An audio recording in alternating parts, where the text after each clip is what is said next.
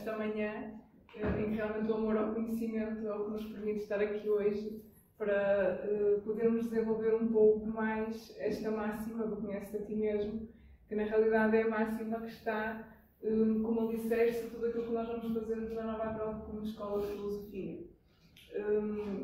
Temos um conjunto de ideias que esta manhã vamos transmitindo, mas acima de tudo nós vamos tentar fundamentar a nossa exposição com base em dois filósofos, Platão e Aristóteles, que realmente, apesar de terem duas perspectivas um pouco diferentes em relação a esta máxima, podem integrar e podem ajudar a conseguirmos desvelar ou levantar um pouco o véu daquilo que é o conhecimento não só de nós, mas também dos deuses e do universo, e vamos tentar perceber o que é isto de conhecimento sobre os deuses e o universo, porque claro que é uma máxima muito abrangente.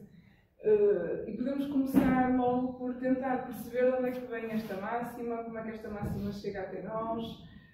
A máxima do conhece a ti mesmo, apesar de estar, era uma máxima que estava associada ao templo de Delfos, também vamos falar um bocadinho sobre isso. É uma máxima que sempre existiu, é uma máxima intemporal, até porque no próprio Egito, em alguns templos, já aparecia a máxima "o homem conhece-te".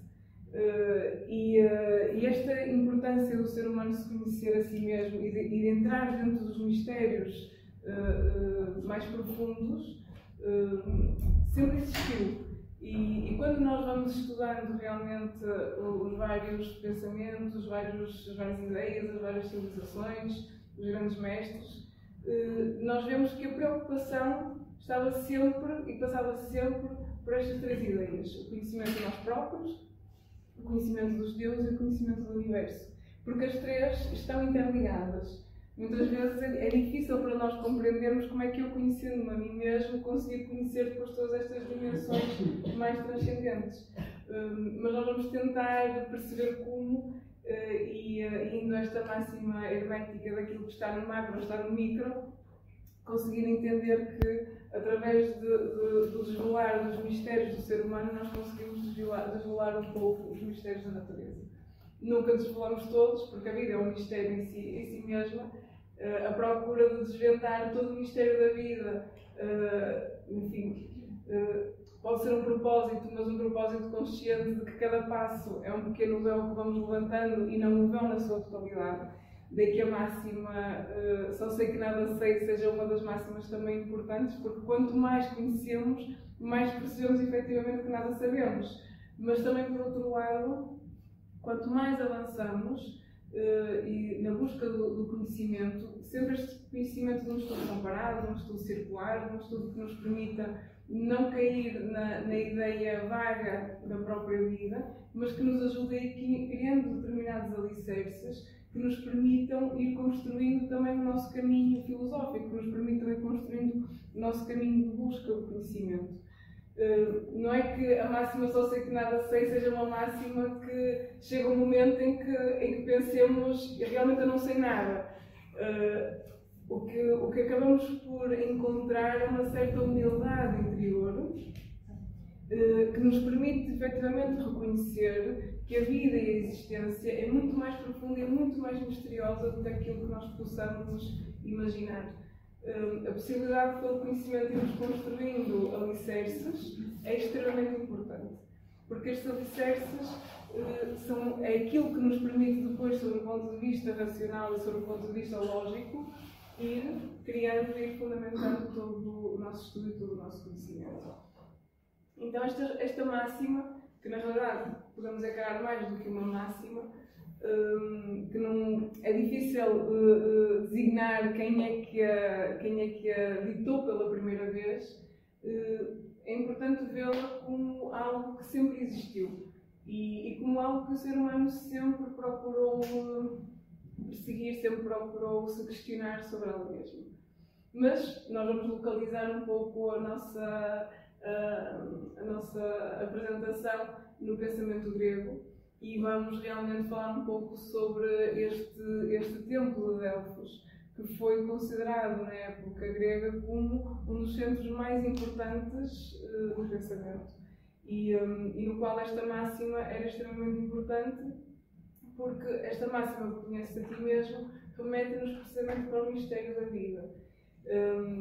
O templo de Delfos era precisamente um templo que estava dedicado ao deus Apolo e o mais curioso é que este templo é edificado em cima de um mito no qual conta que Apolo, que é precisamente a divindade e o Deus que não tem polos, ou seja, que não tem dualidades, que não tem polaridades, porque nós sabemos que aquilo que gera desarmonia, aquilo que gera conflito interior no ser humano é precisamente a polaridade.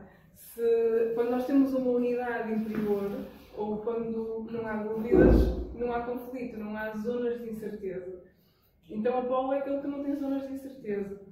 E conta o mito que Apolo lutou neste local contra a Piton, que era uma serpente, que ainda ontem em Guimarães falávamos também sobre este simbolismo, apesar de termos ido por outro caminho, mas também passamos um pouco por aqui, que a Piton significa ou simboliza, dentro deste sentido da serpente, simbolizam as forças destruidoras, simboliza aquilo que é necessário destruir dentro de nós para poder fazer renascer algo novo. E então conta o mito que Apolo destruiu esta serpente que provocava caos e que provocava desordem e que provocava precisamente todo este desequilíbrio. E nesta destruição nasce aquilo que é conhecido como o Templo de Delfos, um lugar efetivamente sagrado. E realmente esta zona era uma zona considerada sagrada e na qual muitos habitantes e visitantes e reis e guerreiros da Grécia e de muitos lugares iam a este local como precisamente uma ideia de santuário ou como uma ideia de um centro sagrado entre duas dimensões muito importantes, que é precisamente a dimensão do sagrado e a dimensão do profano, que também vamos falar um bocadinho, ou este mundo sensível, este mundo inteligível que Platão também nos fala, com o sentido de procurar uma resposta para a vida e uma resposta para si mesmos. E nesta ideia do conhece daqui mesmo, a consciência de que para que o ser humano consiga desenvolver um conhecimento de si próprio, é necessário entrar dentro do nosso mistério interior, nas nossas zonas ocultas. É um pouco como o Apolo que tem que destruir a serpente. De certa forma, todo o ser humano tem em si uma dimensão superior, onde constantemente tem que lutar contra as forças destruidoras destas serpentes internas, para que a máxima de conhece a ti mesmo possa ser desenvolvida. E nesta altura, na Grécia, existiam alguns sábios, que são chamados os 7 sábios, ao qual, por exemplo, a máxima do conhece a ti mesmo é dada ou é atribuída mais a Tales, apesar de, como disse no início, ser uma máxima que na realidade não acaba por não saber muito bem a quem atribuir. Mas nesta altura nós vemos na Grécia realmente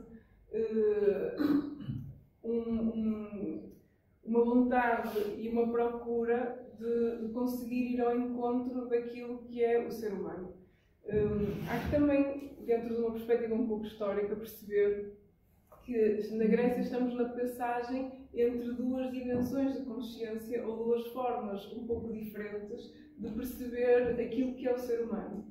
Nós sabemos que o pensamento grego é um pensamento que faz uma época de transição entre aquilo que era considerado como um pensamento ou uma forma de aceder à vida e aos mistérios da vida e à natureza, baseada mais no mito, ou seja, o mito como estando integrado dentro de um pensamento simbólico, dentro do pensamento mais transcendente ou mais metafísico, e esta ligação com a vida e com o ser humano era baseada dentro dos mitos, que eram contados e que eram interpretados, e onde realmente, quando nós lemos o mito e quando vamos ao Egito, à Índia, ou à própria Mesopotâmia, nós conseguimos compreender que quando estamos a ler aquele mito, existe uma linguagem subjacente a ele, existe uma ideia subjacente a ele, que só pode ser descoberta e aberta se temos as chaves certas para conseguir compreender a que é que se refere cada símbolo. Então nós vemos que estas antigas civilizações, mais anteriores à Grécia, trabalhavam e transmitiam o seu pensamento sobre a vida e os mistérios da vida de uma forma simbólica. Quando aparece o pensamento grego, o que é que surge?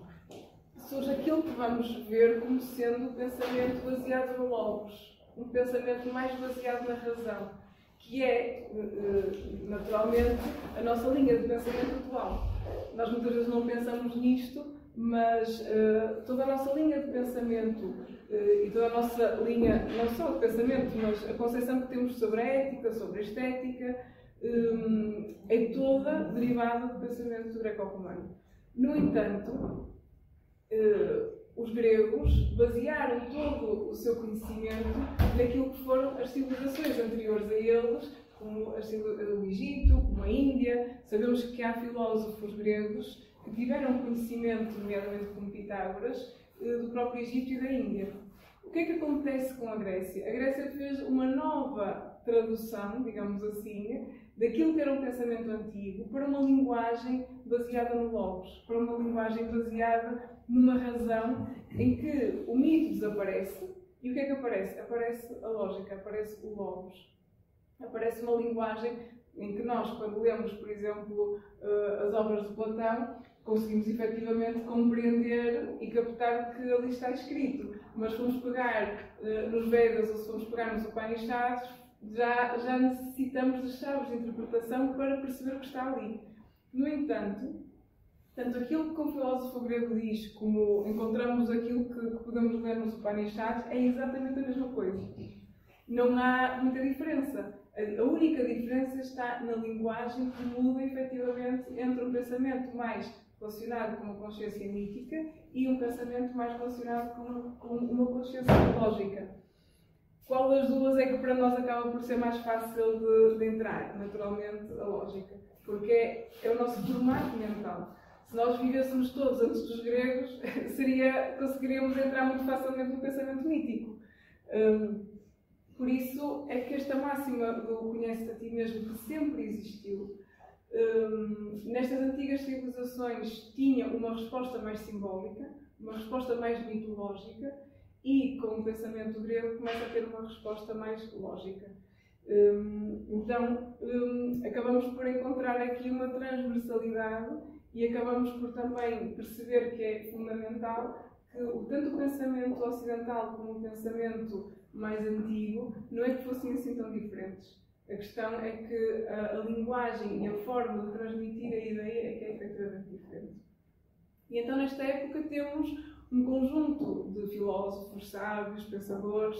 Tudo começa também com os pré-socráticos, os filósofos anteriores a Sócrates, e culmina um pouco com Sócrates e a forma que ele tinha de levar o ser humano à descoberta do conhecimento que depois, através de Platão, ficamos efetivamente a conhecer.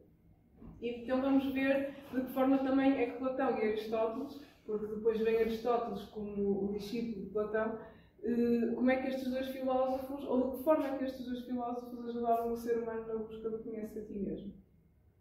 Por isso temos aqui algumas máximas dos nossos 7 sábios, que são máximas que para nós são intemporais, não é? Estas máximas acabam por ter uma intemporalidade interessante. Vamos dizer isto é impossível, a medida é o melhor, o exercício do poder mostra a pessoa tal como ela é, muito interessante. Não faças nada por dinheiro, nada em excesso, não permitas que a tua língua vá mais rápido que a tua mente. São ideias muito interessantes, são máximas muito interessantes, que na realidade permitem o ser humano ir ao encontro do conhece a ti mesmo. Permitem criar já aqui um ponto de reflexão sobre o nosso próprio interior. E a vontade que realmente o pensamento grego tinha de manter uma coerência entre aquilo que se dizia e entre aquilo que se fazia era muito grande. E nós vemos os filósofos gregos com esta predisposição e com esta vontade em que a filosofia fosse algo prático. Daí o nome do nosso curso, Filosofia Prática, para que a filosofia seja efetivamente prática, não seja um exercício teórico. Porque a filosofia não foi concebida para ser um exercício teórico nem um exercício intelectual. Foi feita efetivamente para que o ser humano pudesse aplicar a sua própria vida e ir em direção realmente desta máxima: conhece-te a ti mesmo e conhecerás os deuses e o universo. Então, se nós nos dedicamos à filosofia e passado algum tempo não nos conhecemos a nós próprios, nem os deuses, nem o universo, então ou a filosofia está errada ou não estamos a fazer o caminho certo. A filosofia tem, efetivamente, que despertar no ser humano uma descoberta interior. Enquanto passar por um exercício puramente teórico e intelectual, não vai despertar e não vai ir ao encontro daquilo que é, efetivamente, o seu propósito. Então vamos ver o que é filosofia. Sabemos que a filosofia é este amor ao conhecimento, mas a filosofia pode ser muito mais do que isso. Então nós vemos, eu depois passo por aqui, nós vemos que a filosofia trabalha realmente com esta essência das coisas. A filosofia trabalha com, ou está baseada num pensamento e numa linguagem que tem como objetivo nós irmos efetivamente à essência daquilo que é a vida, daquilo que é o ser humano e daquilo que é a própria natureza. Nós podemos demarcar aqui já quase dois territórios, que era aquilo que todos os pensamentos antigos faziam. Temos dois territórios fundamentais: um, se formos a Platão, que seria o mundo inteligível, e outro, o mundo sensível. Ou se formos ao tema que ontem à noite estivemos a falar em Guimarães, um que seria o sagrado e outro que seria o profano. Outra ideia que também temos, a ideia do luz e a ideia do sono. Enfim, a ideia do ser e a ideia do ter. Então, acabamos por ver que toda a vida e toda a existência, na realidade, estão associados ou estão ligados a estas duas dimensões. E tudo se passa aqui. Toda a nossa vida se passa aqui. Não há outro lugar que não seja este. Isto porque, realmente, quando nós temos a própria concepção da vida, a primeira coisa que criamos é esta separação entre um movimento que é mais superior e uma esfera que é mais inferior. Uma dimensão que é mais solar, se assim também se quisermos chamar, e uma dimensão que é mais lunar. O dia e a noite, tudo trabalha na vida e na existência com polaridade. Daí o Apolo não ter polaridade. E daí o Apolo ter conseguido lutar contra a Piton, porque ele está unificado, ele não está polarizado.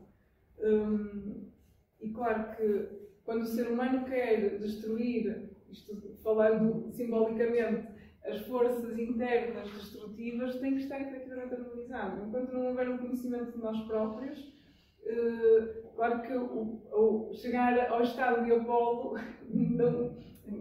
naturalmente não poderemos não conseguir, mas também o pensamento filosófico trabalha muito com a ideia do arquétipo, trabalha muito com a ideia daquilo que é um modelo exemplar, daquilo que é uma ideia que para nós pode ser perfeita. Para Platão, o grande arquétipo seria o bem de todas as coisas. Aristóteles falava que é importante que o ser humano, na sua conduta, se oriente pelo maior bem que na nossa mente nós possamos conceber e que naquele momento a nossa consciência consegue chegar. Isto porque, possivelmente há uns anos atrás, o nosso maior bem, ou o bem que a nossa consciência conseguia chegar, o maior de todos, é diferente de hoje. Para melhor, não é? Preferivelmente. Então, a orientação que o ser humano deve fazer na sua vida é sempre na orientação de um bem maior. Naquilo que nós, naquele momento, possamos possamos conseguir. E por isso a ideia do arquétipo era algo extremamente importante, porque ajudava o ser humano a conseguir-se equilibrar, a conseguir-se harmonizar. E na realidade o conhecimento de nós próprios passa muito pelo encontro ou pela forma como nós vamos nos conseguir harmonizar interiormente e esta consciência interna de como é que eu vou conseguir diminuir a polaridade que existe no meu interior. Considerando que o aspecto inferior e lunar é um dos aspectos mais importantes para que o ser humano consiga se dirigir para o seu aspecto superior solar. Dizemos ontem também, eu vou fazendo este paralelismo porque nós temos colegas aqui que também estiveram ontem e, para além disso, é interessante fazer o acréscimo deste tipo de informação. Ontem falávamos sobre Mircea Eliade, em Guimarães, e falávamos sobre a ideia do labirinto. Isto para irmos a esta ideia de que é importante passar pelo lunar para chegar ao solar. E a ideia do labirinto, quando falamos da ideia do labirinto, dizíamos que o labirinto é um símbolo muito importante, porque o ser humano só se pode querer encontrar quando se perde. Ou seja, se nós não entrarmos no labirinto, se tivermos sempre receio de entrar no labirinto, porque sabemos que nos vamos perder, inevitavelmente, porque quando entramos no labirinto já sabemos que eu vou-me perder, a não ser que consiga já saber o labirinto de cor. Eu sei que me vou perder, é inevitável, mas também se não passamos pelo sentimento da perda de nós próprios, também nunca vamos procurar o desejo de nos encontrarmos a nós próprios. Isto é a mesma coisa que o mundo lunar. Se o ser humano não entra no mundo lunar, que está também associado muito a este mundo do caos, este mundo em que tudo está confuso, nada está definido, e que, sendo a vida um circuito, é muito natural que este circuito se passe por aqui. Tanto é natural como é inevitável. Vamos passar. Já passamos, ou estamos a passar, e se não estamos a passar, vamos passar. Então nunca podemos chegar ao ponto de imaginar eu nunca mais vou passar por aqui. Então, quanto mais depressa pensamos isso, mais depressa lá estamos. É inevitável, porque devido a este movimento cíclico, é inevitável e é uma oportunidade. Porque é como entrar precisamente no labirinto. Quando entramos no labirinto e sentimos completamente perdidos, é um ótimo momento para nos encontrarmos. Então, quando se passa pelas forças lunares que estão associadas aos mistérios, e estas forças lunares, ao estarem associadas aos mistérios, significa o quê? Significa que nesta passagem é o momento em que o ser humano pode ter o maior potencial de conhecimento de si mesmo. Porque é nesse momento que nós vamos entender e compreender os grandes mistérios que residem no nosso interior. É como ver dentro de nós a quantidade de serpentes que existem. E quando começamos a abrir, é como a ideia do mágico que vai tirando coelhos da cartola, não é? É uma serpente e outra e outra e outra. Mas é uma oportunidade efetivamente importante para que o ser humano consiga se conhecer a si mesmo. Porque este conhece-te a ti mesmo não é o conhece-te a ti mesmo apenas solar, não é o conhece-te a ti mesmo tranquilo, apaziguador, não, é o conhece-te a ti mesmo doloroso, de ir mesmo à raiz daquilo que nós somos e ver as serpentes que nós temos. Apolo só luta contra a serpente porque a encontra. Então, se o ser humano não encontra as suas serpentes, também não tem nada pelo qual lutar. Daí que entrarmos dentro das forças mais caóticas de nós próprios, entrar dentro dos grandes mistérios mais profundos de nós mesmos, faz efetivamente parte do conhecimento e é fundamental para o conhece-te a ti mesmo. Depois há a superação de todo o processo e é o movimento solar, que é um movimento superior, no sentido da vitória. Então, efetivamente, já existe aqui o domínio existe a vitória sobre precisamente aquela força interior. Mas o que é que vai acontecer a seguir? Vai haver novamente um retorno ao mesmo estado para que outras forças possam ser dominadas e possam ser controladas. Então, daí a máxima deste conhece-te a ti mesmo. Porquê que a filosofia tem esta linguagem tão intemporal? Porque precisamente a filosofia fala sobre tudo isto sem necessitarmos de colocar exemplos reais. A filosofia tem esta capacidade de nós podermos falar sobre as coisas sem termos que estar a personalizar, ou sem termos que estar a dar exemplos concretos sobre a vida de cada um, ou sem termos que estar a partilhar uma ideia específica sobre uma circunstância atual. A filosofia tem esta capacidade de termos uma linguagem que está por cima das circunstâncias. Então nós conseguimos desenvolver um pensamento filosófico, um discurso filosófico, em que é compreensível para todos, porque na medida de cada um existe uma materialização do pensamento, que é própria, que é individual, que é a vida, são os mistérios e os caos e os movimentos solares de cada ser humano. Então, neste ponto, a filosofia tem esta capacidade de ir à essência das coisas. Aquilo que nós estamos a falar em tudo isto é a essência. E a essência do ser humano é igual para todos. Daí que quando nós lemos uma obra escrita há 2000, 2500, 3000 anos, nós conseguimos, e sendo um clássico, o que é um clássico? Um clássico é uma obra que está escrita para a essência. E ela é intemporal. Tudo o que se escreve para a essência é intemporal. Tudo o que se escreve para a aparência é uma moda que, passado algum tempo, já ninguém se lembra, ou já ninguém vai pegar nessa obra porque está escrita para o tempo, não está escrita para a alma, não está escrita para a essência, está escrita para o tempo daquele momento. Então, quando nós vemos estas obras, nós percebemos que o ser humano de hoje é exatamente igual ao ser humano de há 5 mil anos atrás. É que não existe diferença nenhuma. Pode existir diferença no mundo do ter, mas não existe diferença nenhuma no mundo do ser. Isto pode ser interessante ou desanimador. Continuamos com os mesmos problemas, continuamos com as mesmas questões, não saímos do lugar, continuamos com as mesmas dúvidas. Então, às tantas, a evolução do ser humano na sua própria natureza não seja assim tão rápida quanto aquilo que possamos imaginar. Mas, efetivamente, a beleza da filosofia está nesta oportunidade de pegar num livro escrito por um grande mestre e podemos ter a oportunidade de o ler, e é como estar a ler a mensagem de um grande mestre para o nosso tempo atual. Que é muito melhor do que estar a ler a interpretação que alguém fez do tal mestre. E nós temos essa oportunidade. Então o ser humano tem a oportunidade, em vez de estar a ler os livros que interpretam os grandes mestres, ir a ler o livro do grande mestre. Que muitas vezes comete-se um pouco este erro de estar a ler as interpretações quando podemos efetivamente ler a obra diretamente e nós próprios fazemos a nossa própria interpretação da obra, para ir ao encontro deste conhecimento de nós próprios.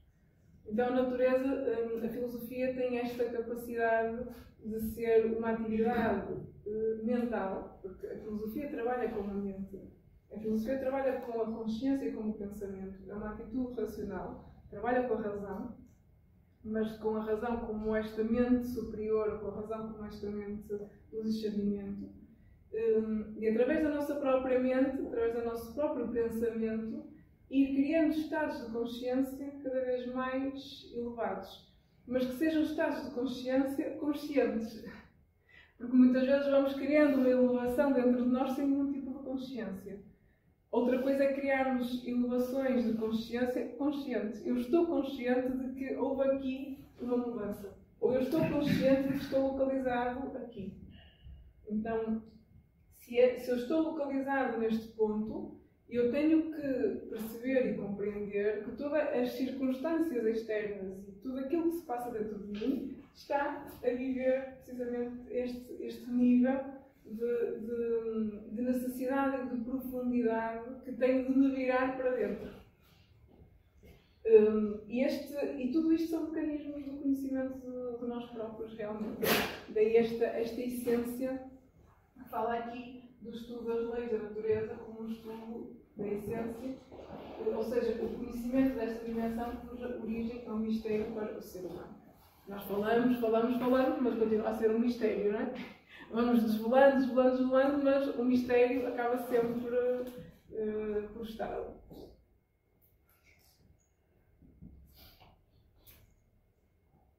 Então, uma outra palavra muito importante para o pensamento filosófico é o conceito de arte.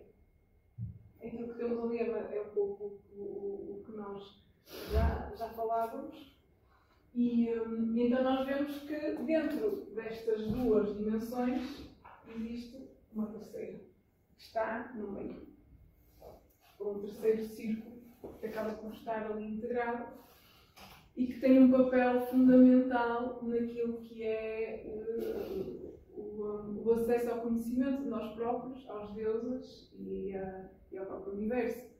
E esta esfera que se encontra no centro é precisamente a ponte e é um movimento que nos vai fazer conectar estes dois mundos. Vai nos fazer conectar o mundo lunar com o nosso mundo solar. Vai fazer conectar o mundo do ter, do profano, do cotidiano, ao mundo do sagrado, ao mundo da essência das coisas. Vai nos fazer compreender que nós somos seres humanos que estamos cravados nesta existência. Nós não podemos sair daqui, não é? Nós podemos evadir para outro sítio. Daí esta simbologia interessante da cruz, porque é como se nós tivéssemos a vida, tivéssemos a linha do espaço e a linha do tempo. A cruz simboliza a linha do espaço e a linha do tempo. Nós não podemos sair desta linha nem do espaço nem do tempo. Mas, através da nossa consciência, podemos sair da linha do espaço e da linha do tempo. O que é que isto significa? Significa que, através do pensamento, através da nossa própria consciência, podemos criar dentro de nós dimensões e posicionamentos que podem estar cravados no tempo e no espaço, mas serem de natureza superior.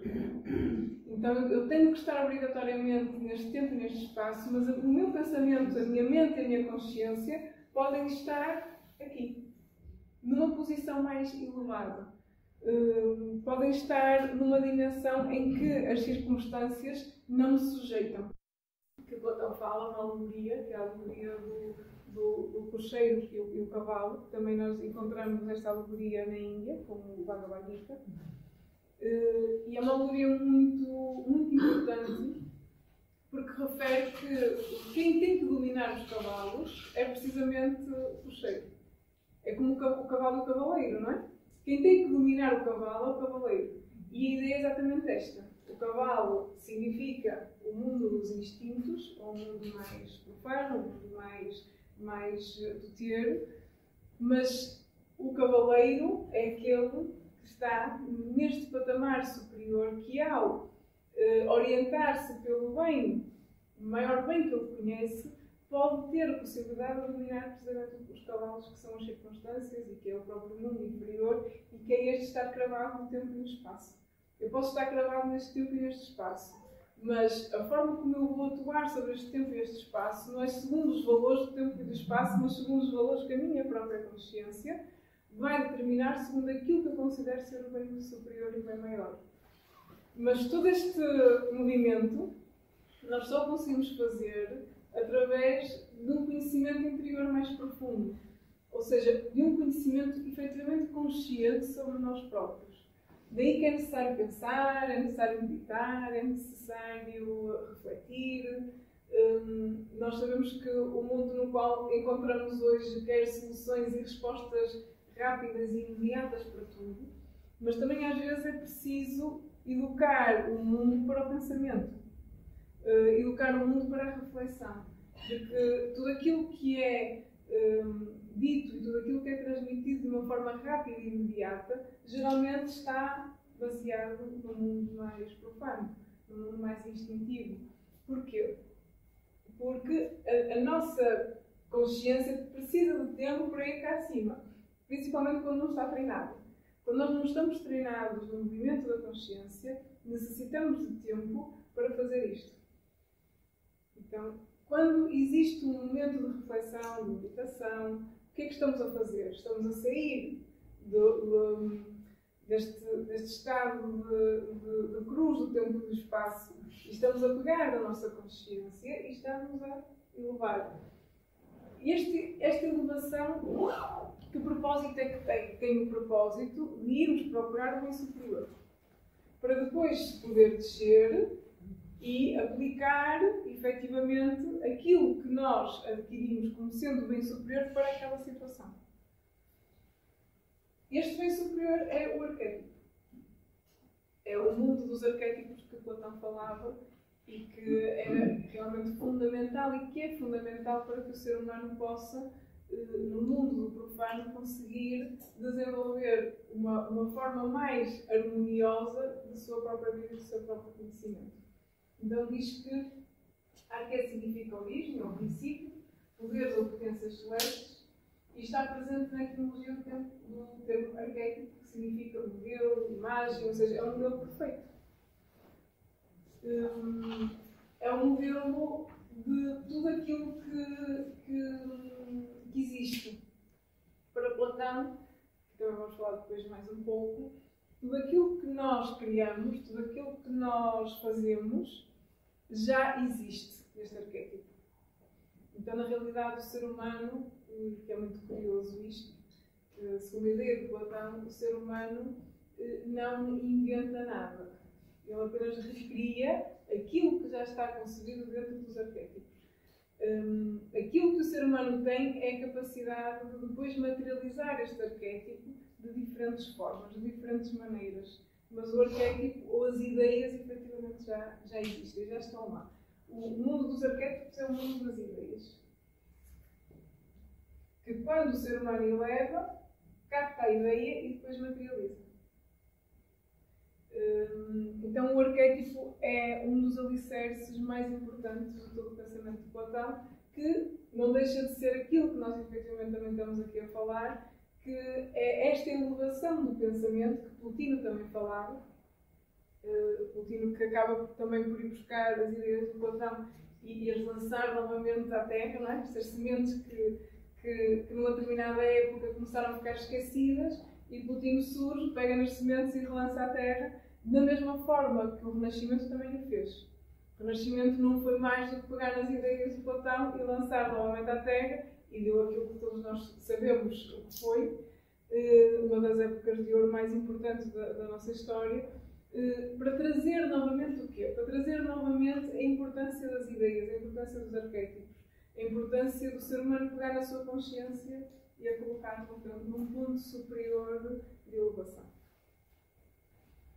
Não sei se tem alguma questão que queiram colocar. Nós vamos fazer uma pausa também, para daqui a um bocadinho fazemos uma pausa. De manhã às vezes é um pouco mais difícil, mas... Então o que é que nós temos a seguir? Temos duas vias. Então é como se fossem as duas vias que podemos, ou que vamos falar, para fazer o acesso de ligação entre o mundo do ser, entre o mundo do ter e o mundo do ser. Podemos ter a via metafísica e a via física, ou a via do símbolo e a via do logos. Claro que a via metafísica e a via do símbolo acabam por estar conectadas, e a via da física e do logos também acabam por estar as duas interligadas. E é aqui que nós vamos chegar à diferença entre Platão e Aristóteles, para ver um pouco o caminho que Aristóteles tomou e o caminho que Platão tomou.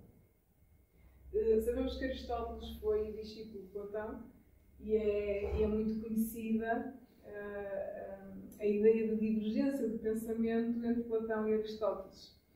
Mas há uma divergência de pensamento, mas não é que haja uma divergência assim tão grande de pensamento.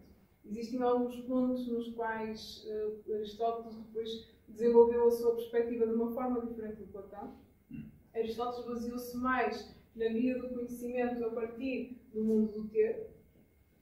Então, que esta necessidade nasce a partir do mundo do ter. Enquanto que Platão referia que a solução para tudo está na captação da ideia. Então, um trabalha mais a ideia e outro trabalha mais o mundo da prática. Não é esta ideia do ter como nós concebemos como ter neste sentido mais de posse, mas é a ideia da prática. Aristóteles é um filósofo da prática, enquanto que Platão é um filósofo das ideias. nós precisamos dos dois, não é? Nós precisamos da prática e precisamos das ideias. Mas a diferença é, como diz também a voz do silêncio, ou se segue o caminho do transcendente ou se segue o caminho da terra, digamos assim. Nós não podemos cavalgar em dois cavalos ao mesmo tempo. Na verdade, no final há sempre que decidir o caminho da prática ou o caminho das ideias. Isto é, em última instância, nós podemos ir trabalhando os dois, mas chega um ponto em que ou eu vou pelas ideias ou eu vou pela prática. Ou eu vou pela inspiração e pela captação dos arquétipos para ir caminhando na vida, ou vou mais pela prática das coisas e também vou chegando naturalmente ao caminho, mas há sempre uma escolha que no final é necessário fazer. Por isso nós vamos ver um caminho e o outro para percebermos um bocadinho também a natureza destes dois filósofos.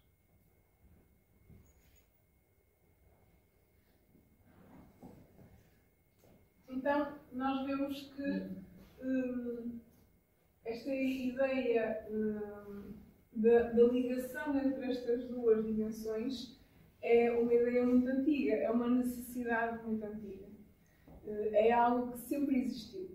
Como falávamos no início, a ligação entre estes dois mundos, na antiguidade ou nas antigas civilizações, era feita precisamente através desta dimensão dos mitos, desta dimensão do símbolo.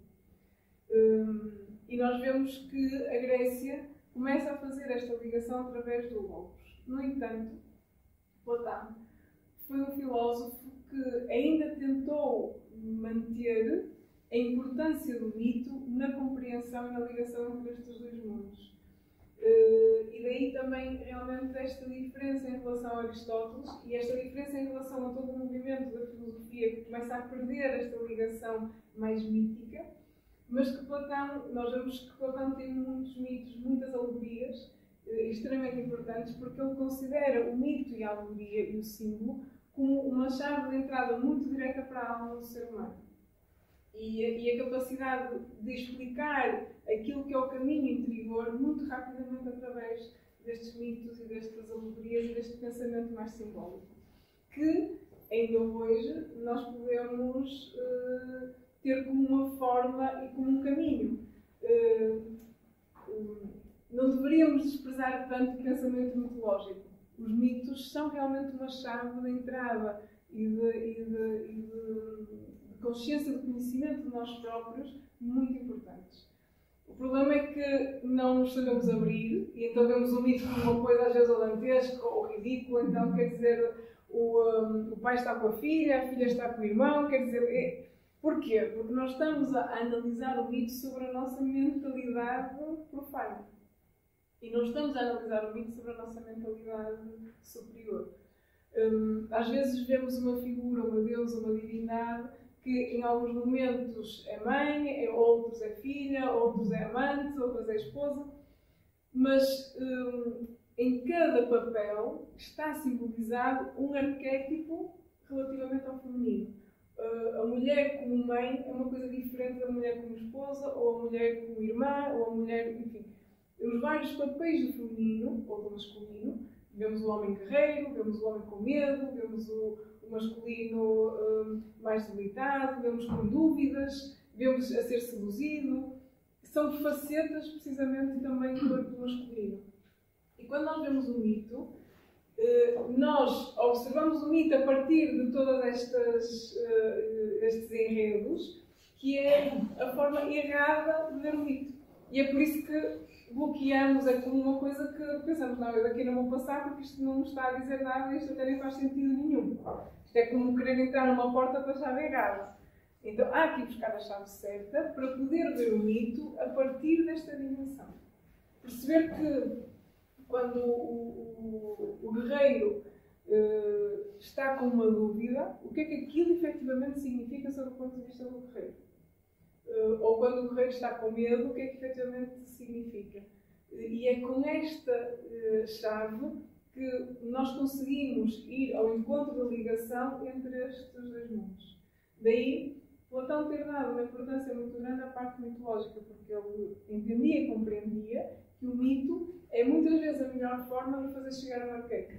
É muitas vezes a melhor forma de conseguir transmitir à alma humana este conhecimento de si mesmo. Porque se nós repararmos, nós no mito também temos a solução. Temos o problema e também temos a solução. Porque depois, durante o enredo, as personagens que estão no mito vão também elas próprias encontrando a solução para os desafios e para os obstáculos e para as provas que vão aparecer. E na sequência daquilo que estávamos a falar, então,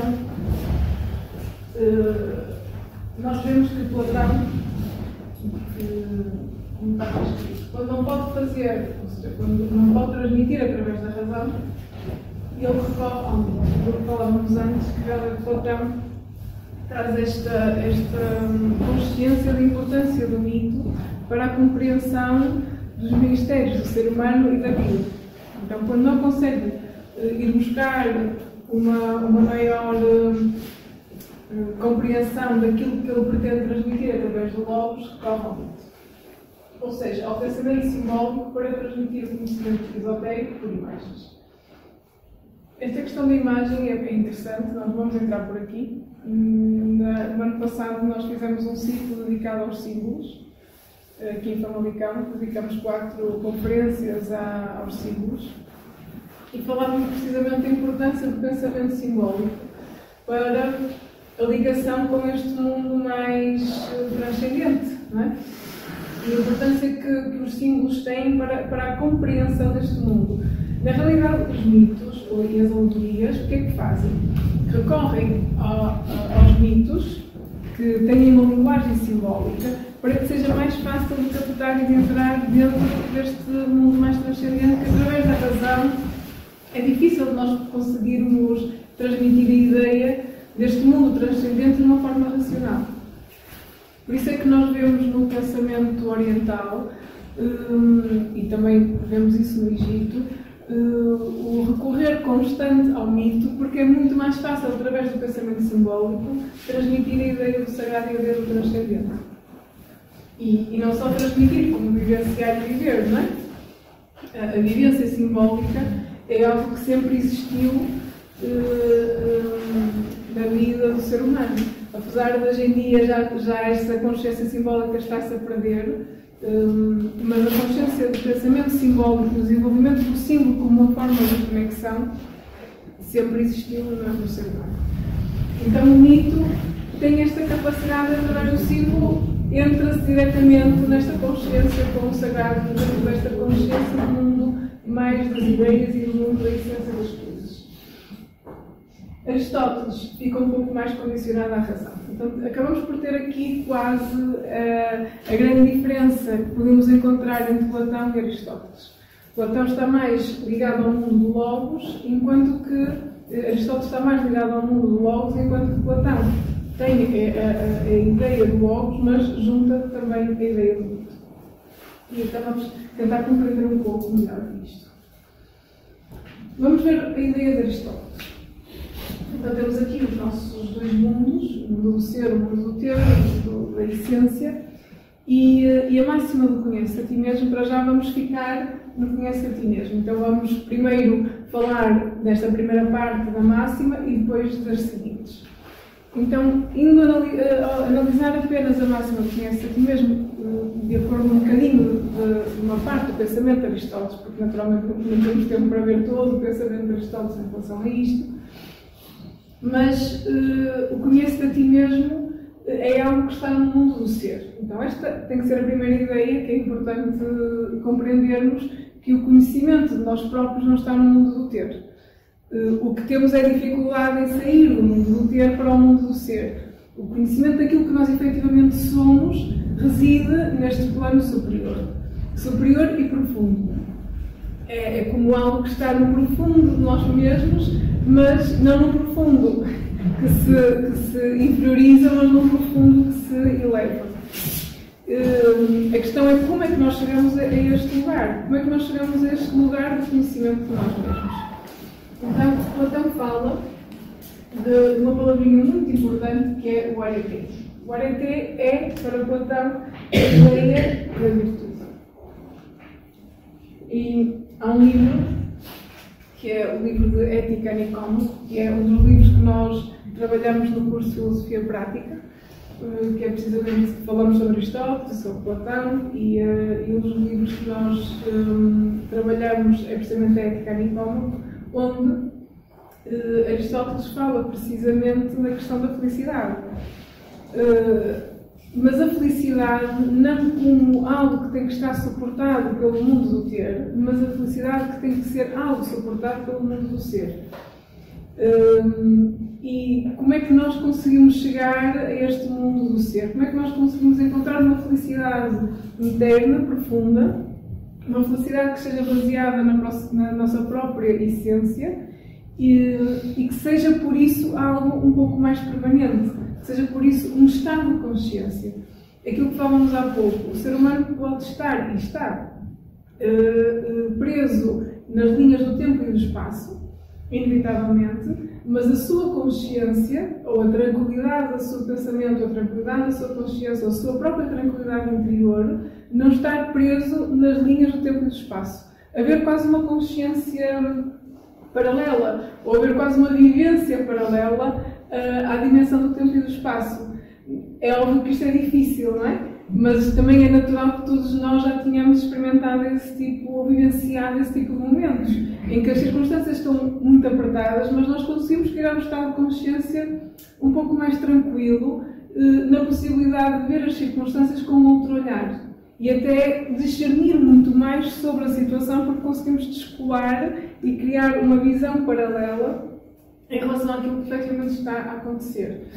Isto é o que poderemos chamar de felicidade. Daí que a felicidade não está neste plano mais do ter, porque é o plano das tensões, é o plano da dualidade. E víamos ali há pouco que este mundo do ter é realmente este mundo da dualidade, é o mundo dos opostos. É o mundo em que tudo está em conflito, ao passo que o mundo do ser está em unidade. Então, é um mundo de Apolo. Enquanto que a Piton está em baixo, o Apolo está lá em cima. Mas estas duas realidades existem na nossa própria vida. Por isso, a nossa consciência pode habitar o mundo dos opostos, ela também pode habitar o mundo da unidade. É só uma questão de levarmos para lá. A situação é como é que eu levo a minha consciência para aqui. E é um pouco isso também que Aristóteles acaba por referir, que a felicidade aqui, cada um define de uma determinada maneira. A felicidade aqui é igual para todos. Então é esta capacidade de, perante as circunstâncias, conseguir-se criar um ponto interior de consciência mais harmonizado e que possa criar esta dimensão. E então a virtude, que é este arete, é um caminho para que o ser humano consiga encontrar e fazer a ponte entre estas duas dimensões. A virtude, segundo Aristóteles, é aquilo que está no meio dos opostos. Nós temos as coisas por defeito e temos as coisas por excesso. A virtude é, como se diz, a virtude está no meio. Dizia Aristóteles, e nós repetimos, não é? É engraçado que esta ideia é muito antiga e não é por acaso. A virtude está no meio porquê? Porque a virtude está no meio do defeito e está no meio do excesso. Nem muito, nem pouco. Também como se costuma dizer, nem tanto ao mar, nem tanto à terra. Nem 8, nem 80. Nós não precisamos... A sabedoria popular tem sempre esta filosofia inerente e por isso o ser humano com a sabedoria popular consegue chegar aos mesmos patamares que ligar toda a obra de Platão. Porque, enfim, isto ironizando um pouco, mas realmente ao se perder a sabedoria popular também está-se a perder muito deste conhecimento, porque nós vamos encontrar exatamente as mesmas ideias. Mas vamos repetindo sem perceber, a virtude está no meio, dizemos, mas já nos questionamos, mas porquê que dizemos que a virtude está no meio? Porquê? Está no meio porque ela acaba por não ter polos. Nem está no defeito, nem está no excesso. Quando falamos sobre o pensamento oriental, existe esta ideia, quando eles falam desta palavrinha que é o rajas, que nós encontramos no Bhagavad Gita e o Tamas. É exatamente a mesma coisa. Daí, há pouco, quando falávamos que o pensamento oriental e ocidental não é que tenha assim muitas diferenças, existem muitas ideias que são as mesmas, mas as palavras é que são diferentes. Então, temos o defeito por Tamas, o excesso em Rajas e Sattva. Desculpem lá que eu escrevo com a mão esquerda, mas se eu vou para a esquerda já perco a câmara, então tenho que escrever assim. Sattva, que simboliza o meio, simboliza a unidade. E o pensamento oriental também falava sobre isto, sobre a importância de não se agir nem por excesso nem se agir por defeito. O agir por excesso está muito baseado com impulsividade, com exagero, com coisa que está desmedida, com coisa que está desproporcional, e o defeito está relacionado com a inação, o simplesmente não fazer, ou simplesmente decidir não agir. Porque mesmo, diz o Bhagavad Gita, mesmo a inação é uma opção de ação, porque ninguém consegue estar parado. Mesmo quando nós dizemos, eu nesta situação não vou fazer nada, é uma opção de ação, nós estamos a agir. Mesmo que ficamos em casa o dia todo, nós estamos a agir. Então, total inação é uma coisa que não existe no ser humano. Todas as nossas decisões são ações. Podem ser tomadas por defeito, por excesso, ou, havendo uma maior consciência, podem ser tomadas com base no meio. Ou com base no sattva, ou com base nesta definição que Aristóteles também fala e que é extremamente importante.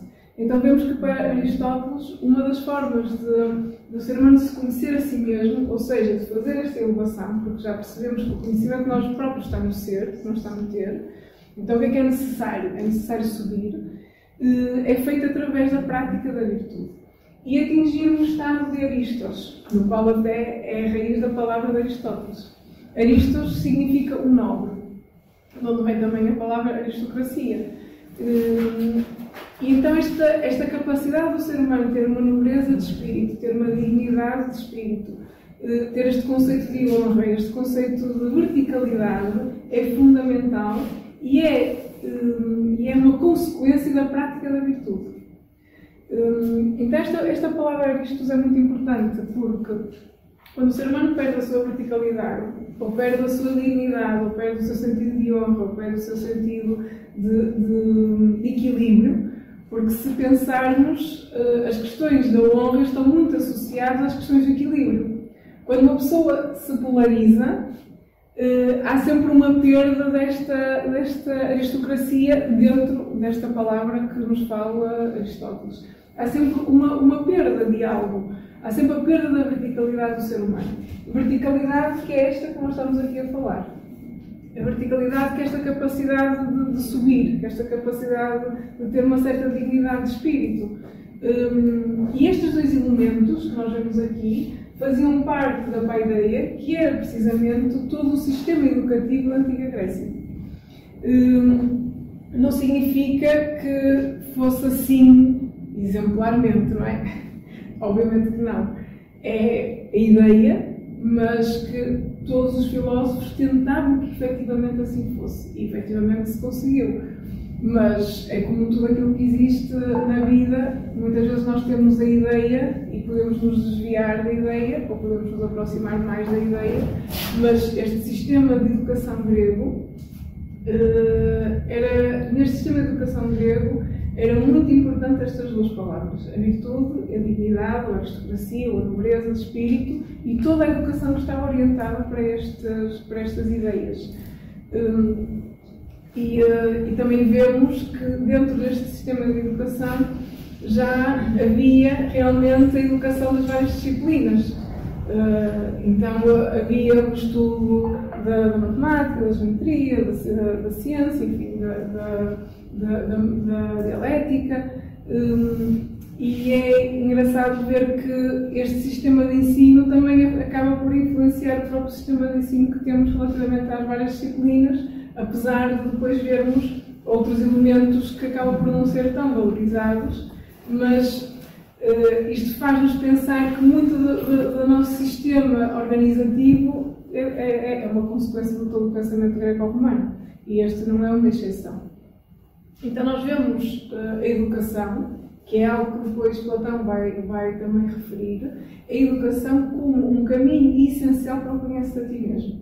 Daí esta paideia não ser só uma educação de ensinamento teórico, mas ser acima de tudo uma educação de ensinamento interno, interior. Estava concebida para esta forma, estava concebida para que o ser humano, desde novo, começasse a construir dentro de si um caminho para o conhecimento de si mesmo, do universo e dos deuses. E daí um conjunto de pensamentos eram logo integrados, como precisamente a virtude, a dignidade, o espírito guerreiro, a honra, enfim, todos estes arquétipos que iriam formar e queriam interiorizar a que o cidadão, digamos assim, da polis, acabasse por ser efetivamente não só aquilo que ele é na sua própria natureza, quer dizer, também uma valorização importante desta parte, mas que conseguisse contribuir de uma forma ativa para toda a sociedade e toda a comunidade. Por isso vemos este princípio de Aristóteles muito interessante e que lá está. E que também acaba por fazer todo o sentido.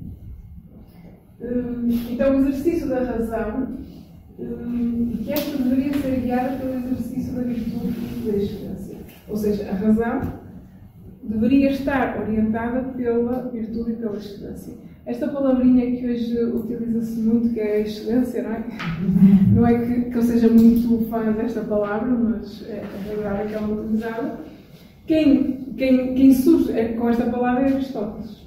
Aristóteles fala precisamente desta excelência que está também associado a Aristóteles. O ser humano tem que ser excelente naquilo que faz. Só que, claro, nós levamos esta palavra excelência para um campo demasiado profano, demasiado no mundo do ter. Esta excelência que Aristóteles falava é precisamente esta dignidade interna, esta excelência interior. Daí, recuando àquilo que falávamos no início,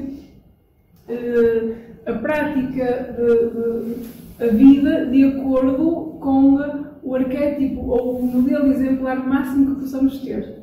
Isto é o que leva à excelência. É o ser humano ser aquilo que a nossa consciência consegue conceber como sendo o maior nível desta virtude e desta dignidade da alma. E não deixa de ser interessante, porque não é algo assim tão difícil de fazer. É apenas se pensar o que é que para mim é efetivamente o arquétipo, ou o que é que para mim é o comportamento da excelência, e simplesmente o fazer e simplesmente o ter.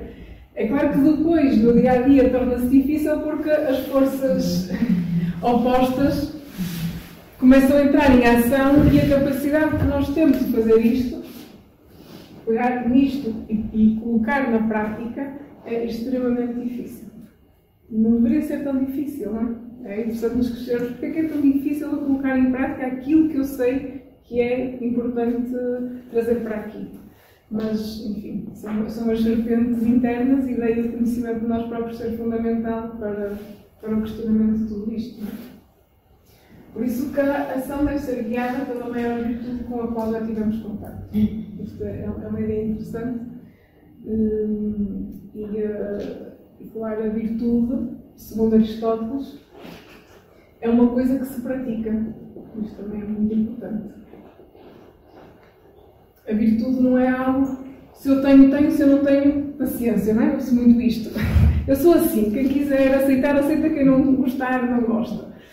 Pois, a questão é que a virtude tem que ser praticada. Aliás, o despertar de virtudes internas é fundamental para o conhecimento do ser humano. Se eu sei que sou uma pessoa impaciente, e quando tomo essa consciência, eu tenho o dever de cultivar a paciência. Ou se eu sei que tenho um problema de preguiça inerente, é o meu dever contrariar a preguiça e lançar uma ação. Porquê? Porque a virtude é algo que nós só podemos conquistar a partir do momento que temos consciência de que não a temos. E geralmente, o que é que acontece? Ou o meu problema de não ter a virtude é por defeito ou é por excesso. É uma destas. ou é porque tenho, ou porque existe um excesso de confiança que me leva à arrogância, então há que ser um pouco mais humilde, mas também não é ser tão humilde que esteja a ser pisado por toda a gente, então há que encontrar aqui um justo meio. Mas a virtude do qual deriva a palavra vir, e do qual deriva também a própria palavra virilidade, por exemplo, implica um movimento de ação. É uma coisa pela qual tem que se lutar, é uma coisa pela qual temos que conquistar. O conhecimento de nós próprios passa também por sabermos aquilo que não temos, por reconhecermos os nossos defeitos. Que é a mesma coisa que dizer reconhecer as nossas serpentes internas, saber que aquilo falta-me. E nós também temos consciência de que quando temos um defeito, esse defeito não nos afeta só a nós, como afeta a todos aqueles que convivem connosco. Por isso, o dever acrescido de conseguir transmutar aquele defeito numa virtude. Isto é o simbolismo da luta de Apolo contra a serpente, que é esta unidade na capacidade de conseguir lutar contra aquilo que nós não temos, aquilo que nos falta. Então, a prática da virtude como sendo algo muito importante para Aristóteles, e que esta prática da virtude desperta o Aristos que existe em nós. Desperta esta verticalidade interna do ser humano. Esta é uma imagem de Arete, que é muito bonita. Então, a capacidade que tinham de depois fazer todas estas imagens com esta beleza inspiradora. Então diz assim: com ironia e sábia modéstia, o mestre desmascara a mentira do falso saber, e pouco a pouco leva-nos a sair da ignorância. Conhecer-se a si mesmo é interrogar-se sobre aquilo que sabemos. Quando sofremos é porque não conhecemos o bem. Ninguém sofre por prazer, sofremos por ignorância ou por negligência. Assim, o caminho da felicidade para o homem está relacionado com o conhecimento e vivência da virtude que é o bem. Aquilo que também já falamos. Ninguém gosta de sofrer, efetivamente, mas o sofrimento acontece porque existe uma distância para com o bem. Quando o ser humano se desvia do bem, começa a entrar em sofrimento. É pegar esta ideia. Quando começamos a descer demasiadamente, começa o processo da dor. Quanto mais para cima, menos será o processo de dor. Não significa que a situação não esteja ali, mas a consciência consegue captar outros bens e outros estados dentro de nós próprios para que essa dor consiga encontrar um pouco de luz ou consiga encontrar um pouco de compreensão. Esta palavrinha, a unidade, também nós encontramos no pensamento oriental como sendo Dharma. Pode ser uma palavra que alguns já tenham ouvido falar, o Dharma. O Dharma simboliza aquilo que é a lei. O Dharma é aquilo que está em perfeito equilíbrio, é a lei das coisas, é a lei da vida. E nós vamos encontrar esta ideia da lei quando chegarmos ao conhece o universo. Quando o ser humano entende e compreende que tudo está regido por um conjunto de leis, que são as leis da natureza, isto é como nós pensarmos que chegar ao conhecimento de ti mesmo é difícil. Chegar ao conhecimento dos deuses é difícil ainda mais. Chegar ao conhecimento das leis do universo é ainda mais difícil.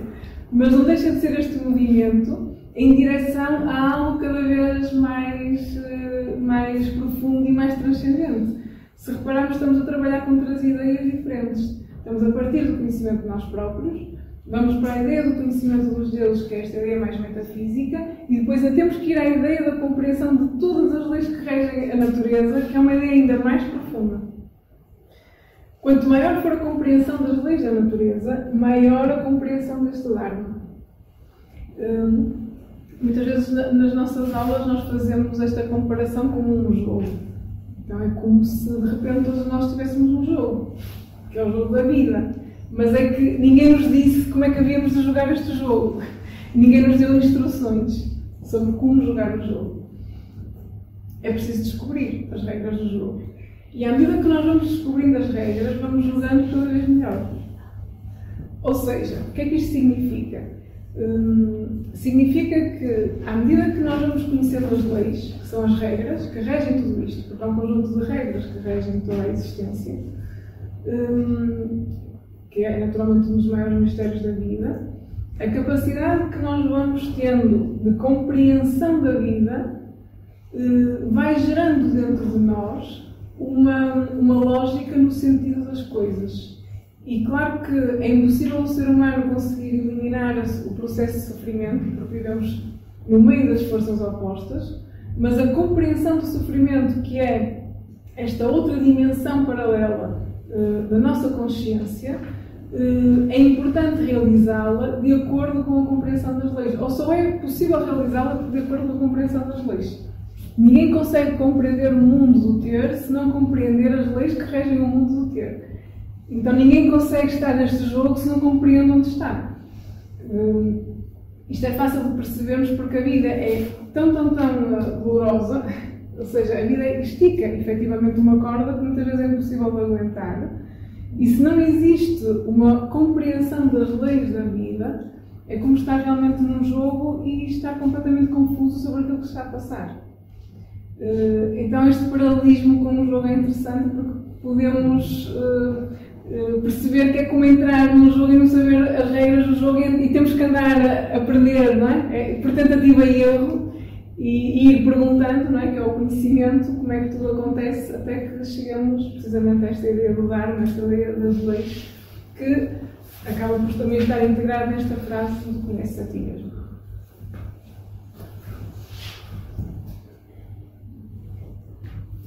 Vamos aqui um bocadinho a Platão e esta ideia da carruagem. Então vamos entrar agora um pouco no pensamento de Platão. Já vimos que Aristóteles traz-nos aqui um pensamento muito importante para o conhece a ti mesmo, que é esta ideia da virtude, do caminho do meio, algo muito importante e, lá está, como vemos, muito prático. É algo que nós na nossa vida podemos muito bem aplicar e fazer, não é difícil. E agora temos esta ideia de conhece a ti mesmo para Platão, em que ele tem uma alegoria, que é a alegoria do cocheiro, que é da carroça, digamos assim, que também encontramos, como falamos há pouco, no Bhagavad Gita. E ele refere que a carroça simboliza todo o ser humano. E então diz que o corpo humano é a carruagem, isso é, de certa forma, somos nós, não é? O eu é o homem que a conduz, que está sempre associado à ideia do herói. Este eu também simboliza a nossa própria consciência. Então nós temos o nosso veículo, não é? Que é este, e depois temos a nossa consciência daquilo que estamos a fazer. A ideia da carruagem é importante porque simboliza que nós estamos em movimento. Nós na nossa vida não estamos parados. Não é só... Nós não estamos só a movimentar sob o ponto de vista físico, nós estamos a movimentar sobre muitos pontos e sobre muitos níveis. Se quisermos só falar sobre o ponto da consciência, acho que já é o suficiente, não é? Mas nós estamos a caminhar ao longo da vida e, na realidade, nós estamos a dirigir um carro que é a nossa própria consciência. E ele refere que o pensamento são as rédeas e os sentimentos são os cavalos. E, para além disso, ele refere que um destes cavalos simboliza o nosso lado mais luminoso e o outro cavalo simboliza o nosso lado mais negro. Claro, é aquilo que falávamos há pouco. Como é que eu, através das rédeas, consigo dominar os dois cavalos? Um está sempre calmo, o outro está sempre enfurecido. Um está sempre bondoso, o outro está sempre instintivo e egoísta.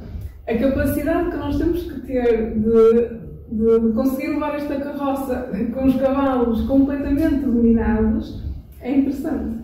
E acaba por referir realmente a importância do ser humano ter esta plena consciência que, através dos seus pensamentos, que isto é uma ideia extremamente importante, que nós também vamos encontrar no pensamento budista, em que tudo está na mente, tudo está na forma como nós pensamos. Também por isso, o primeiro pensamento hermético das 7 leis herméticas é precisamente tudo é mente, tudo é pensamento. E encontramos em Platão exatamente a mesma ideia. Então, as rédeas, que é aquilo que me permite dominar os sentimentos, é precisamente o pensamento. Então, este pensamento é a estrutura da nossa consciência. É a forma como nós estamos conscientes perante as coisas. E é a forma como as nossas estruturas mentais vão determinar o comportamento dos nossos cavalos. Daí a possibilidade de criarmos esta dimensão paralela, que é a dimensão do nosso pensamento. É aquilo que nós pensamos, que é aquilo que nós fazemos, que é aquilo que afeta. É como se querer dominar o cavalo sem dominar o pensamento é um tempo completamente perdido. E muitas vezes o que fazemos é efetivamente isso. É estar a dominar o cavalo sem dominar o pensamento. Quando é preciso é dominar o pensamento e o resto é uma consequência.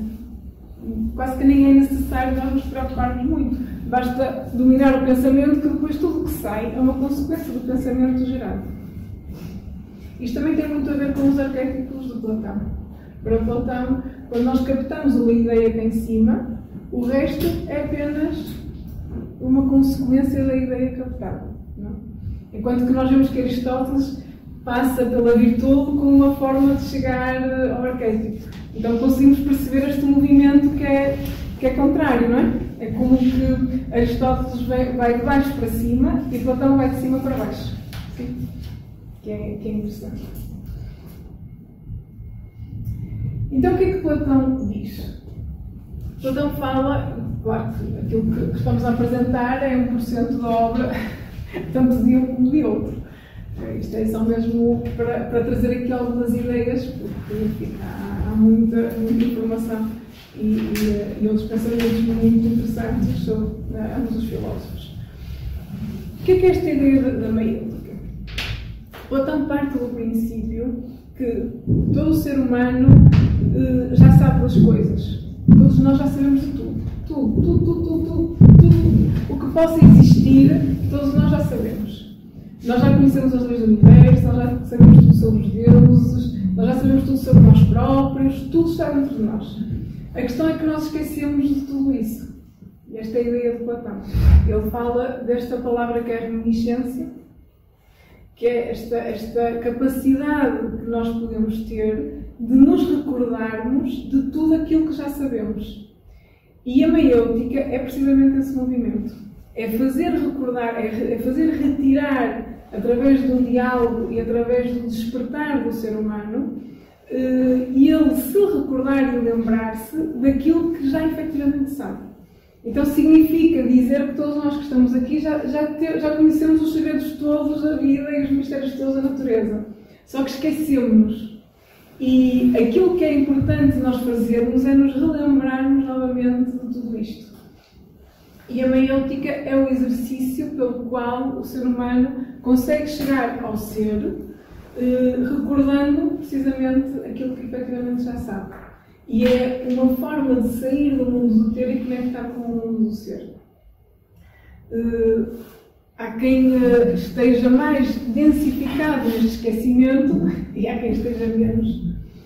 Muitas vezes há coisas que nós ouvimos, eu nunca ouvi isto, mas para mim de alguma forma faz sentido, mas eu não consigo explicar porquê. Então é como se fosse uma espécie de reminiscência antiga que acabamos por esquecer. Perdeu este espírito mais puro de divindade devido à queda que faz no mundo da dualidade, e agora o que é necessário é fazer novamente um retorno a esta unidade. Isto também está muito em relação com o Ulisses, que também falávamos ontem, deste herói que quando sai da guerra de Troia para ir novamente para Ítaca, para o seu reino, é comum precisamente a saída da guerra, o mundo da dualidade, e o retorno para a unidade.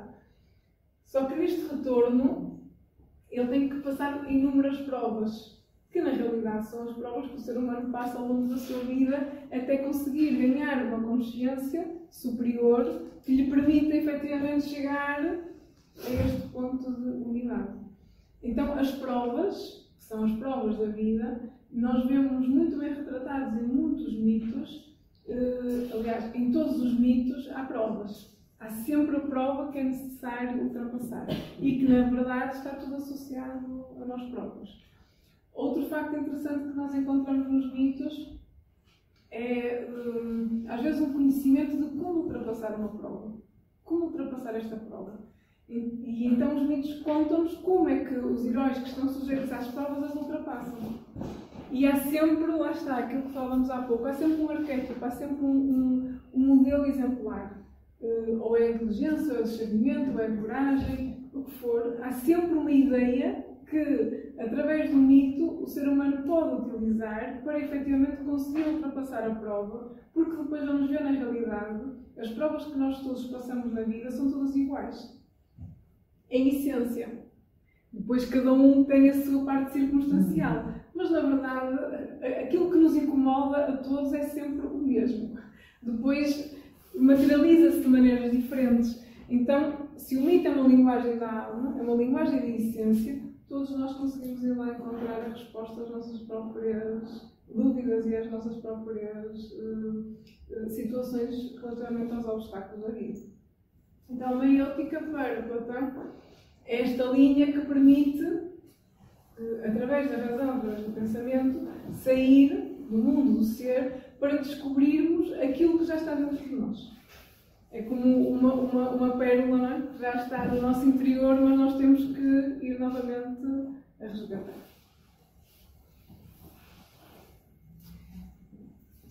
Há aqui um paralelismo muito importante da perspectiva de Platão. Esta ideia do Logos, também é uma ideia antiga, que vem do Oriente, que é precisamente a ideia de que existe, como sabemos, a flor do lótus é uma flor que nasce da lama, isso está a postar aqui em baixo, e é uma flor que tem que passar por várias etapas até chegar à água, não é? À superfície da água para depois poder abrir. Qual é a ideia interessante aqui da flor do lótus e que podemos fazer esta comparação com Platão? É que esta flor que está ainda em potência na lama, ela quando começa a abrir, o que é que ela vê a passar pela água? Os raios do sol. Todos nós já tivemos a experiência de quando mergulhamos, não é? Se conseguimos abrir os olhos debaixo da água e está o sol quando bate na água ainda conseguimos ter os raios do sol debaixo da água, não é? Isto significa o quê? Significa que quando o ser humano está no seu processo interno de se conhecer e está neste processo de se transmutar, se não tiver um arquétipo, se não tiver uma ideia, se não tiver uma luz que o consiga puxar para que haja uma espécie de orientação, e ele não consegue fazer o seu processo de transmutação. Daí que estas ideias que nós falávamos há pouco, do bem, dos arquétipos, do sagrado, do transcendente, do metafísico, é essencial para que o ser humano consiga ultrapassar todos os processos, tal como a flor de lótus, que tem que ultrapassar o movimento debaixo da água, que é extremamente difícil. Nós aqui também conseguimos ver os 4 elementos em ação. E a água está sempre associada às correntes, está sempre associada também à questão da parte mais emocional, está sempre associada àquilo que nos distrai, àquilo que nos empurra, àquilo que nos faz perder o sentido do nosso propósito. Então, Platão refere que este sol, que são estes arquétipos, é importante que cada ser humano tenha dentro de si próprio muito bem definido qual é o seu arquétipo. Voltamos à ideia inicial. É importante que cada um tenha já instituído dentro de si qual é o seu modelo exemplar. Qual é a sua ideia de bem. Porque no momento de maior correnteza ou no momento de uma grande tormenta, se essa ideia não está muito bem sedimentada, o mais provável é que nunca se chegue a desabrochar.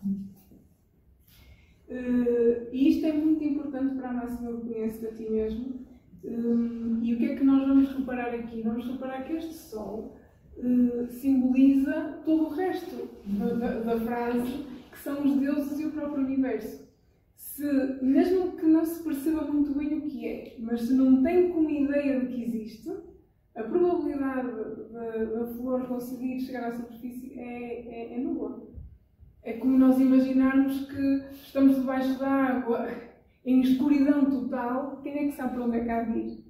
Quem é que há de ter um raio de luz que lhe consiga iluminar e consiga perceber o que é que tem que fazer? É impossível caminhar na escuridão.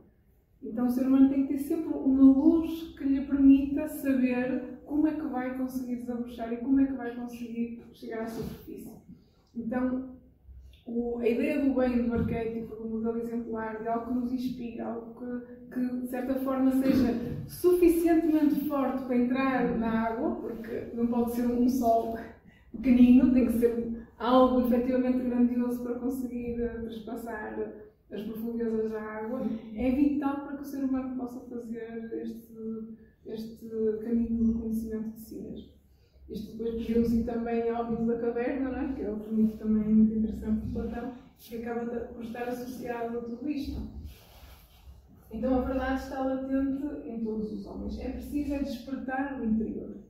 E falávamos há pouco da educação, mas para Platão a educação era visto como algo sagrado, porque era através da educação que se conseguia despertar para a recordação do ser humano. Então era retirar de dentro dele aquilo que está como um outro, não é? Aquilo que tem que ser desperto para que efetivamente possa fluir. Então, estamos já praticamente a terminar. Isto são, enfim, as três potências da alma que Platão nos fala, que também podem nos ajudar: a sabedoria, a coragem e a temperança, realmente. A sabedoria que está associada ao mundo do nous, que é precisamente este mundo superior, no qual nós podemos chegar através dele com a sabedoria. Que é precisamente através da sabedoria que também o ser humano vai se recordando das coisas. Porque a filosofia, como sendo este amor ao conhecimento, é aquilo que nos permite recordar daquilo que já está dentro de nós. É despertar o interior, despertar esta reminiscência daquilo que já está dentro de nós. Depois a coragem, muito importante, que corresponde ao coração. É importante ter coragem. Aliás, deve ser a maior virtude para se viver hoje em dia na vida é realmente a coragem, que é combater o medo. E depois temos a temperança, que é a melhor virtude para se trabalhar os opostos. Muitas vezes o ser humano perde a temperança, esta temperança não deixa de ser o justo meio, não é? A temperança também está relacionada com um tempero. Nós nunca tomamos banho de água gelada nem de água a ferver. Nem nunca pomos a comida completamente insossa e completamente salgada. E por isso a temperança é esta capacidade proporcional. Esta capacidade de ser proporcional às coisas, de ter uma medida certa para as coisas. E que é a melhor virtude que nós podemos ter aqui embaixo, na luta dos opostos. Conseguir encontrar esta proporção. Depois, no coração é a coragem e na parte superior é a sabedoria. Então, isto são três ideias importantes que Platão refere para o conhece-te a ti mesmo.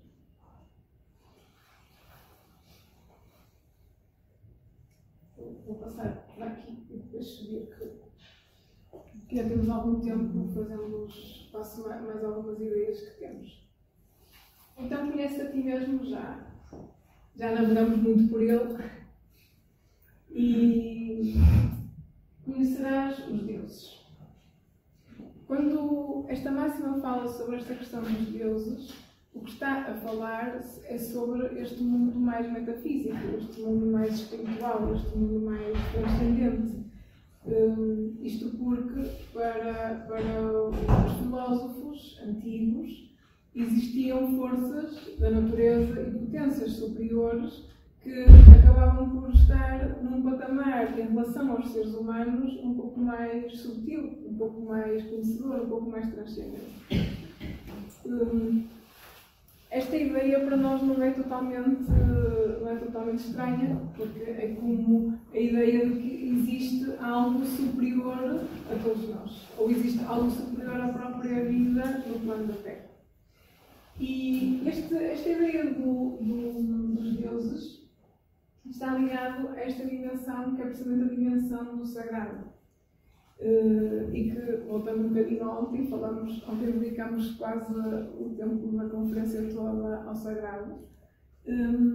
E o sagrado está relacionado com aquilo que para nós é como se estivesse santificado, sacralizado.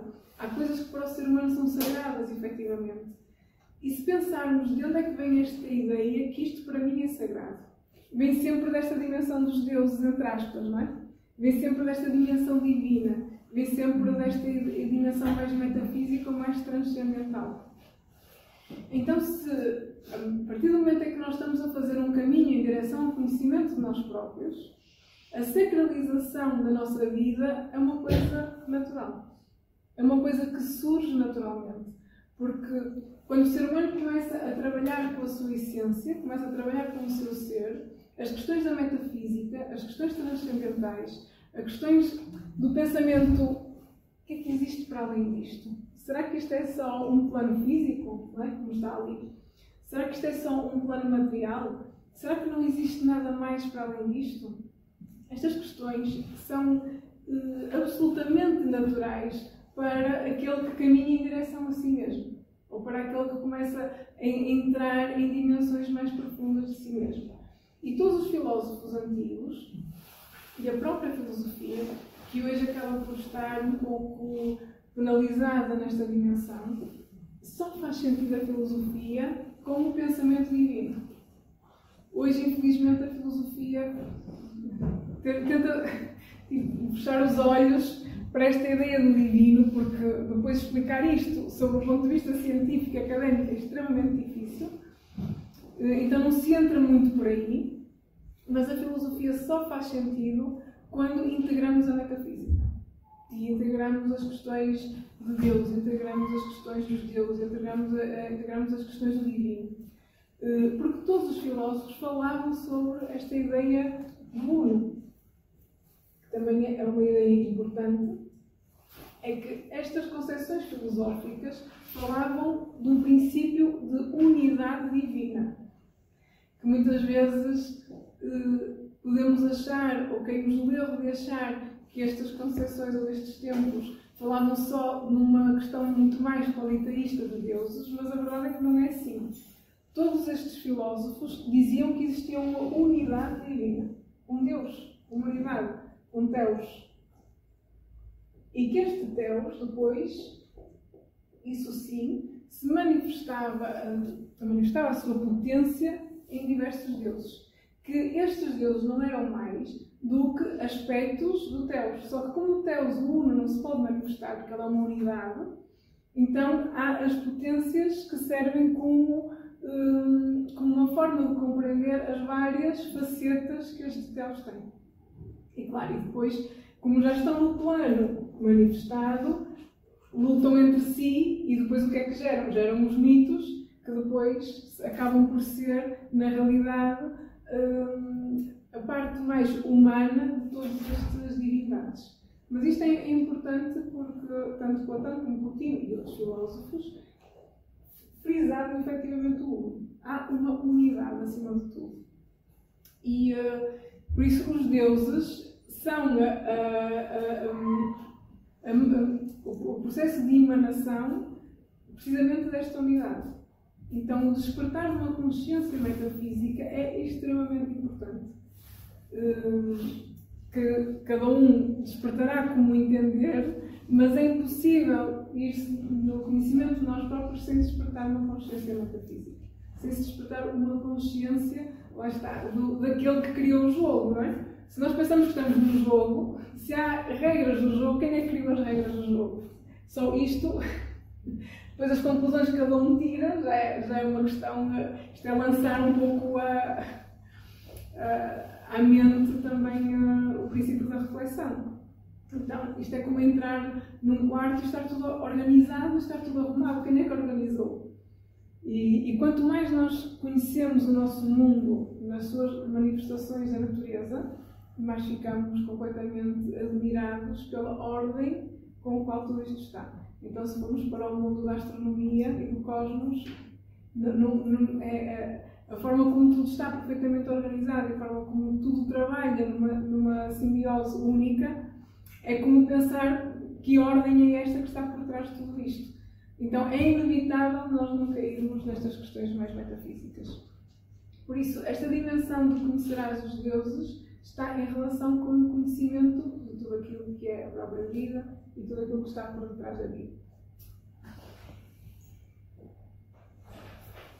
Claro, nós falarmos sobre estas duas partes, teríamos que ter outra conferência só para falar, por exemplo, desta, que é o conhecimento do universo, que é o conhecimento de todas as leis que regem o universo, que falávamos há pouco, que são as leis, que são estes arquétipos primordiais, que é esta ideia do Dharma, que é a ideia de que há um conjunto de leis que regem toda a existência e que, apesar, como falávamos há pouco, apesar das três estarem separadas, elas são exatamente a mesma coisa.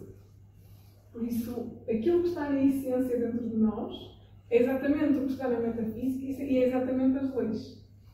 Ou seja, existe no ser humano a possibilidade da compreensão total das leis da natureza. A compreensão total da dimensão divina. Só que a questão é que é difícil sair da esfera inferior e transitar para esta esfera superior de uma forma total. É difícil, ou, enfim, pelo menos para o pensamento oriental, só um nirvana poderia nos colocar nesta posição. Mas as leis da natureza, que para quem conhece um pouco estão muito associadas também, ou podem ser associadas às leis herméticas, referem que existe na natureza um conjunto de leis que se repetem no macro e se repetem no micro. Nós em Famalicão chegamos a fazer uma conferência em que falávamos precisamente sobre estas leis, juntamente com a Inês, que está aqui, em que a Inês falava da parte das leis na sua manifestação física e fomos fazendo o paralelismo da maneira como estas leis que existem na natureza, na parte mais física, também acabam por existir na própria vida mais metafísica, se assim quisermos dizer, ou na própria essência das coisas. Então reparamos que estas leis que regem a matéria, regem também todos os outros planos da natureza, desde os mais físicos até os mais subtis. Mas também percebemos que a nossa mente, que é muito pouco abrangente quando começamos a ir para o macro, chega a um ponto que paralisa. Já parece que já não consegue conceber a expansão do todo. Por isso, conceber uma lei, conceber que a mesma lei acontece no macro e acontece no micro, chega a um ponto que a mente já não consegue conceber, já trava, já não consegue avançar mais. Mas estas leis são importantes porque são as leis que nos permitem compreender a forma como tudo isto funciona. Aqui é entrar diretamente nos próprios mistérios da vida.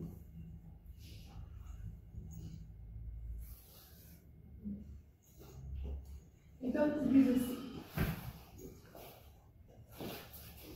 eu te advirto, quem quer que sejas, tu que desejas sondar os arcanos mistérios da natureza, que se não encontras dentro de ti mesmo aquilo que procuras, não poderás encontrá-lo fora. Se ignoras as excelências da tua própria casa, como pretendes encontrar outras excelências? Em ti se acha oculto o tesouro dos tesouros. Homem, conhece a ti mesmo e conhecerás os deuses e o universo. Então, esta é a frase ou a mensagem, digamos assim, total que podemos, de certa maneira, resume tudo aquilo que nós tivemos um pouco a falar. Leva-nos a esta ideia também de que tudo está dentro de nós. Em ti se acha oculto o tesouro dos tesouros. E na realidade, o conhecimento de nós próprios é aquilo que depois nos permite, como consequência, entrar no conhecimento de tudo aquilo que existe. Numa primeira mão pode ser um pouco difícil, mas a partir do momento em que se abre realmente esta porta, vai-se percebendo que é um caminho que se vai realizando nesta espiral ascendente e que entre os vários ciclos dos estados de maior confusão até aos ciclos do estado de maior claridade, vai-se construindo uma escada que nos permite ir atravessando diversos degraus numa progressão em que a consciência começa realmente a chegar a algumas conclusões que podem ser interessantes. Por isso a filosofia e todos estes pensamentos e todos estes mestres da antiguidade ainda continuam a ter muito para nos ensinar e muito para nos explicar, principalmente sobre este grande mistério da vida, que é o conhecimento de nós próprios. Não é?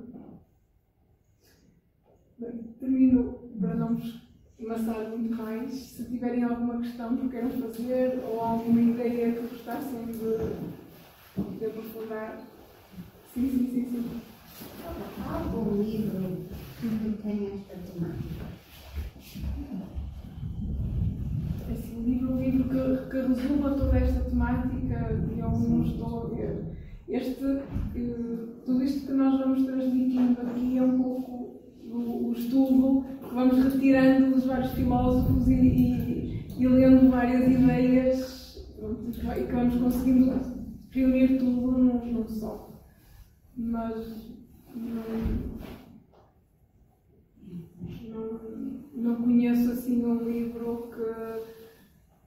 Há livros, lemos livros que é um pedacinho daqui, um pedacinho dali, um pedacinho dali. Depois todo este estudo comparado e integrado já pode ser mais difícil. Mas enfim, convido todos, quem quiser, na terça-feira a estar no curso de Filosofia Prática, que basicamente o que nós fazemos é este estudo comparado entre os vários pensamentos, não é? É aqui? Não, nas nossas instalações, é aqui pertinho. Em Famalicão, sim.